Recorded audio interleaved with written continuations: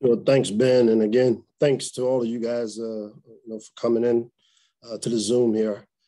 Obviously, man, we first time in this, to go scrimmage inside the shell during our fall camp, and I can tell you, I come away pretty pleased with it.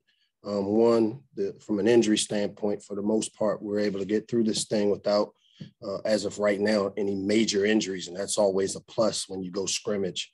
The second thing that really stood out to me with the scrimmage was just how competitive it was.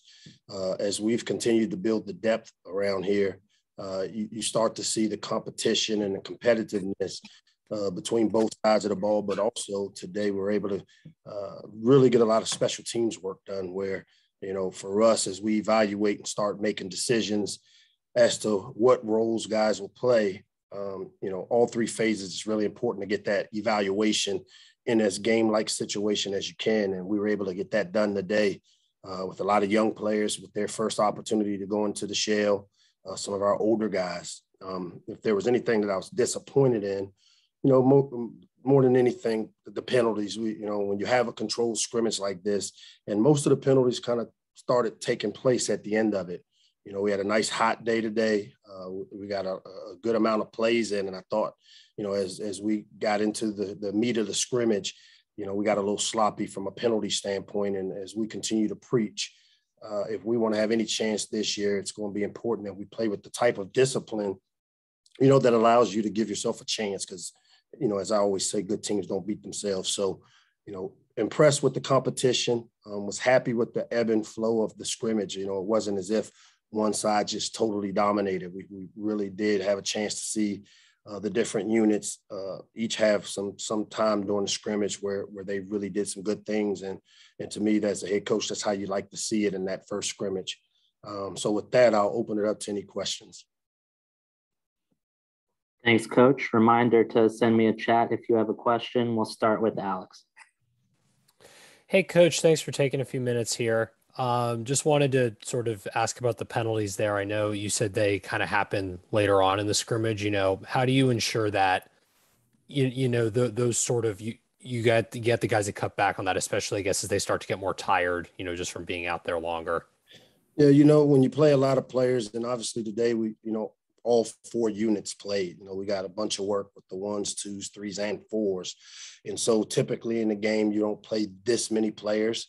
And then, the way scrimmages go, that break that you normally get, you don't get. So to me, the fatigue piece of it is, just part of practice. Practice should be harder than the game. Now, when it comes to the penalties, it's been the Achilles heel of this team. And, it's like, you just keep preaching it, you keep coaching it. The good thing that that we have now is if you're a guy that continues to make mistakes and have penalties, we've got guys that are playing behind these players that have the ability to come in and the talent level doesn't drop off. So, we're not going to play a guy that's going to continue to hurt the team with making, as I like to call it, self-inflicted wounds. I can deal with a pass interference, but, some of the, pre-snap penalties, lining up in the neutral zone or holding or false starts and those things, those are the ones that really kind of get into my craw. And for us, if, what we do after practice, we've started reminding them, we do some extra conditioning for guys and when they have penalties, and we'll just continue to coach it up. We'll go to Jacob. Hi, Coach. Appreciate your time. So something you had mentioned on Thursday was how important that transition was, from those early practices into the first scrimmage. Can you kind of, specifically those younger players, can you talk a little about what you saw from them, encouraging signs, anyone in particular stand out to you? The old standout question. One, all those guys, and as I said, before, because of how these guys prepared all summer with the coaches, the player run practices, I've been probably the most encouraged by just how much of the offense, defense, and in special team systems that they know, like their carryover. The carryover is there.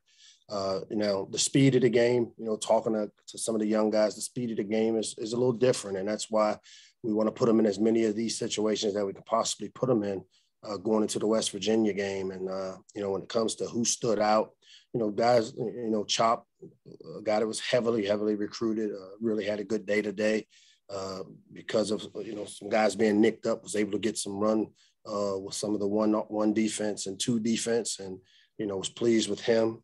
I thought the young running back Kobe McDonald and Roman Hemby both did some nice things today as young players, and I continue to be encouraged by guys like DJ Glaze and Emilio Moran with the 2-0 line.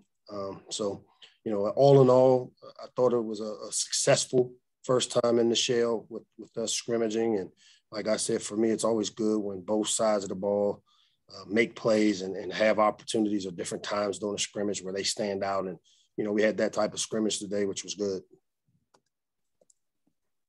We'll go to Jeff Ehrman next. Hey, Mike, what's that competition looking like at center and that other guard spot that seems to be open? Yeah, right now what we've done is, continue to work Jahari Branch at center, which allows Evan Gregory to compete over there at the right guard spot. And, we've been able to rotate some guys. Obviously, the new guy, Eric, coming in is ran and took some reps in there and has really been impressive, especially because he's a guy that got in here early July. Eric's been able to pick things up and a really smart player. So, been pleased with the two centers and both what they've been able to do. And then obviously, at the guard spot, with Eric's development, that allows Jahari to also play a little bit of guard.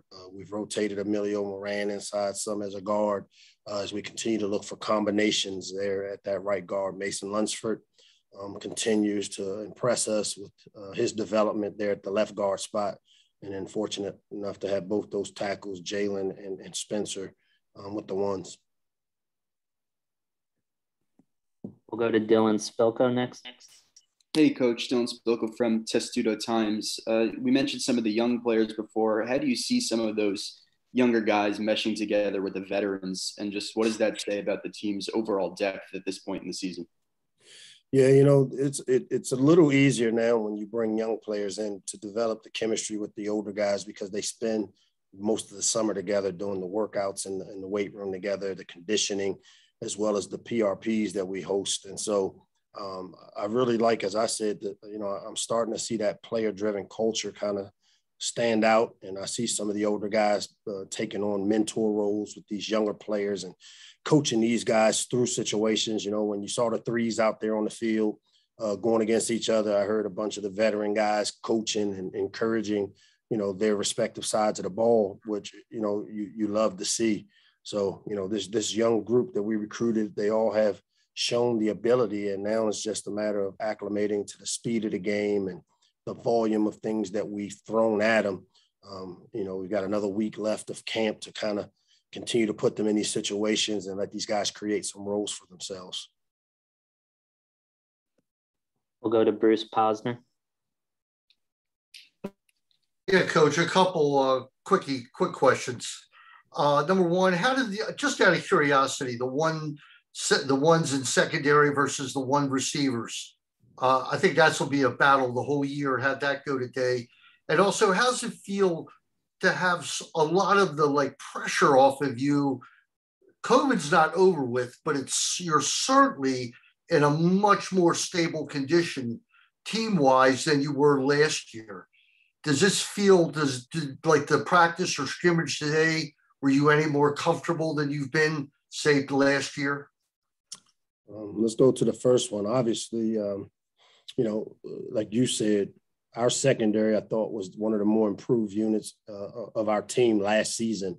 When you added players like Tarheeb Steele and Jacorian Bennett to the mix, and then the continued development of guys like Kenny Bennett and Deontay Banks, and then the secondary with Nick Cross and Jordan Mosley, the veterans back there, and Bo Braid.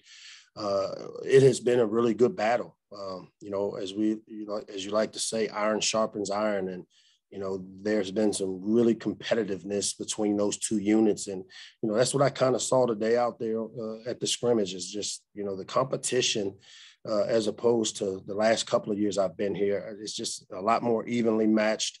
There's a lot more depth when you look at it, where it's not just this big drop off when your ones and twos go against each other as we did today. And to me, that's encouraging. As far as, dealing with COVID, I'm a knock on wood, Bruce, because, fortunately, we've all kind of taken the necessary steps being vaccinated to give ourselves a chance. But as we know, this thing is a daily battle, and we don't want to take it for granted. But I agree for us, you know, today we've got our parents here at the Shell, and they were able to come see the scrimmage, and then we're going to have a little barbecue with the parents afterwards. Not being able to do those things a year ago, this has been very well received, because just, you know, as we keep preaching family around here, and, you know, to not have to be isolated as much, and still have to be careful, still cautious. We still wear masks indoors and those things. But like you said, it's good that we've at least given ourselves a chance going into the season, because we've taken the necessary steps to vaccinate, and we've got great protocols in place. And, you know, hopefully we'll continue to be able to continue to move forward and get our fans back here to the Shell against West Virginia. You know, it'll be great to walk out of the Shell there and see a full house for the first time in a couple of years. And I know our players will be excited to see that as well. We'll go back to Jeff. Hey, Mike, at linebacker, it seems like you pretty much know what you've got with Gote and Ruben in the middle. And then I'm curious how you feel about that position elsewhere, and what the young guys, Burgess and Brandon Jennings, look like. Yeah, I mean, you know, we got, you know, with Ruben and both Fanaje, who played a lot for us. And, you know, that's one of the reasons why, you know, as you look at how we've done things around here, we try to develop our team, you know, every year by, you know, we played Ruben Hippolyte last year about 20 plays, 25 plays a game, as much as we could. And it took some reps off of some of the other starters when you do that. But now it affords us the opportunity that Ruben doesn't and isn't a freshman this year, because he's got enough kind of game experience. And so, you know, with he and Fanaje's experience, and then I've been really pleased with Brandon Jennings. I mean, he's one of those heavy-handed young players, man, that exudes leadership and confidence at a young age, plays very physical. And then you throw in the junior college transfer, Jeremy Spragans, and his ability. And then I've also been really impressed. You know, we made the position change of Osita Smith from safety to linebacker, and he's really done a nice job. So we've kind of created ourselves some nice depth there at linebacker, really athletic group that has the ability to be physical and all able to run and hit. So been really happy with the way that group's coming together. Thanks, Mike. Thank you, Coach. Thank you, guys.